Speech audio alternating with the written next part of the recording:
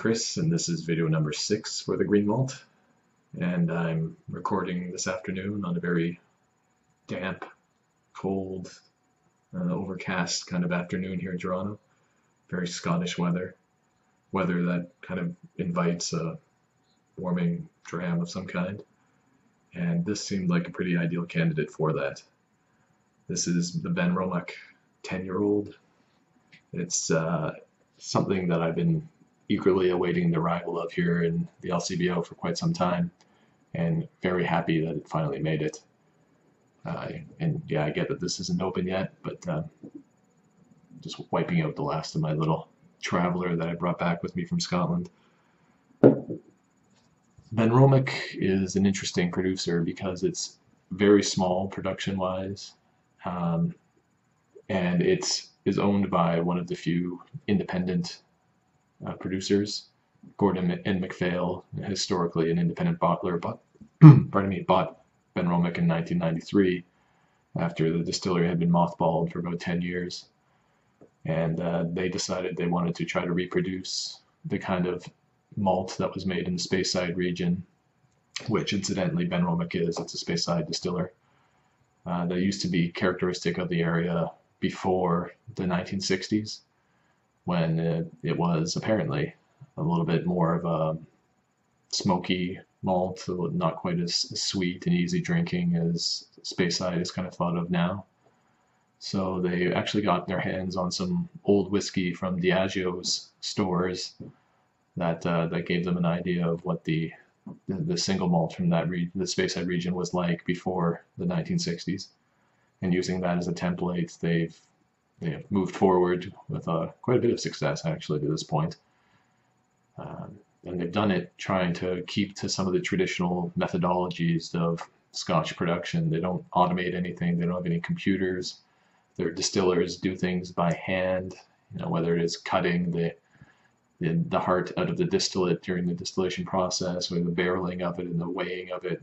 Apparently it's all done by hand, which is great. It's really neat to see some of these traditions kept alive in some way, shape, or form. I don't know that that necessarily is going to produce a better product, but it might produce something that's, if nothing else, more interesting, a little bit more variation, right? So this malt has gotten quite a bit of recognition over at least the last few years, and I think deservedly so. It's definitely got a lot more character to it than many Speyside whiskies do. And it's now recently returned, like I said, to Ontario at an incredibly reasonable price of about $59 a bottle, which for any age statement whiskey that has any quality to it at all is a remarkably good price, at least for here. So very happy about that. But as I said, it's a cold, damp day outside, and I kind of need a little warming up. You can see I've got my indoor sweater on. Yeah, I've had this poured for 10 minutes or so. I added just a few drops of water to it. It is bottled at 43%, so it can take a little bit of water, and the nature of the whiskey can take it as well, but I don't find I like too much in it anyway. Just a few drops. It's a very earthy nose. The nuttiness to it, think kind of like toasted almonds. But as I said, earthy, leathery quality to it. Tobacco leaves there. A little bit of spice. Maybe cinnamon or nutmeg. But so earthy.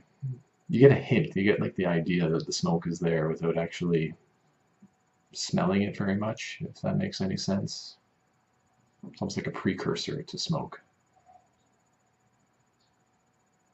There's a little bit of the underlying fruity character to this, and then that you might expect out of a sherried whiskey, which incidentally this is. It's aged 80% ex-bourbon casks, 20% ex-sherry casks, and apparently finished for about a period of a year in Oloroso sherry cask before it's bottled. But not a lot of fruit, not a lot of sherry influence, just a little, at least on the nose. Anyway, let's see.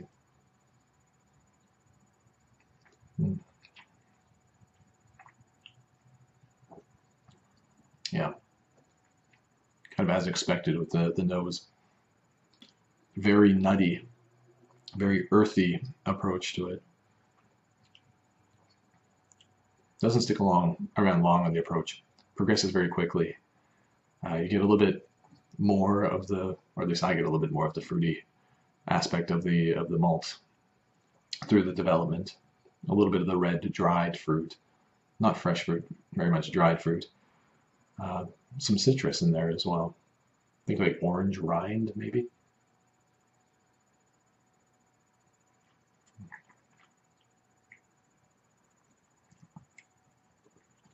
Yeah. Yeah, sure. Why not? Orange rind. Still got the leather, still got the tobacco, still have all those earthy notes, the dried, grassy, dried hay type of notes that really hit you in the back of the throat. Very pleasant. Because it's got a honeyed quality as well. It's not as sweet as a lot of Speyside whiskeys might expect to be, but it's got enough sweetness to keep the earthy, savory qualities of it balanced out. And just through the end of the development to the finish, a hint of smoke.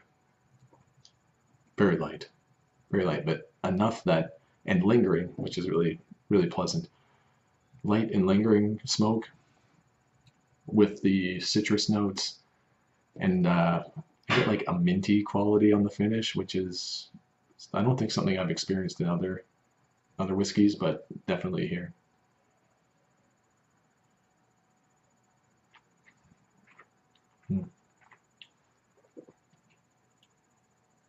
Sorry, staring off into the heavens, thinking about what this reminds me of. And I think part of the reason I enjoy this particular whiskey so much is because of those, I don't know, heavier, earthier notes I find are difficult to find in a balanced, approachable way, if that makes sense. It's the kind of notes that I've started to associate with dunnage warehousing because it's something I've found present in some of the Springbank bottlings that I've enjoyed so much. And there's something just so, to me anyway, so soothing and homey about that kind of drink. It's the kind of thing that if you come inside from a damp afternoon and sit down and you just want to get the chill out of your bones, you can pour yourself a little bit of this, and it's smooth and approachable.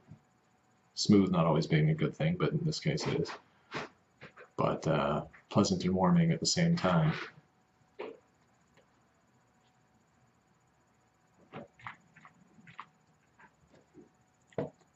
One more taste. Yeah. Honey, vanilla, toasted almonds, some of those citrus notes, that leather and tobacco that I talked about all the way through, and the citrus hanging on the end with the light smokiness into a little bit of a spicy, light peppery finish, and mint. For whatever reason, mint. But there it is. So, Benromach 10-year-old. I know this has been Ralphie's whiskey of the year in the past, and I can understand why. It's delicious. It really is. I don't know if I would rate it quite at that level for my own personal palate. I think I'd have to rate it about an 87. I like it slightly more than I enjoy the Johnny Walker Green Label. It shares a lot of similarity through its experience, but where this takes it just a slight step further are those earthy notes that come through a little bit better for me in this than they do in that Johnny Walker Green. So about an 87 out of 100, I think, is a fair mark.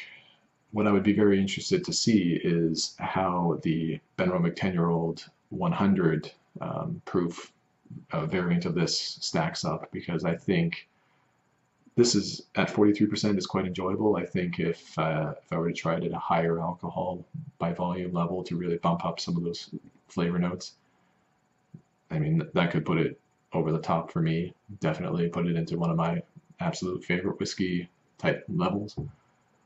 But for now, I think 87 is a fair score. All in all, though, a great whiskey, and as I said, $59 a bottle here in Ontario, where you get things like, say, Talisker.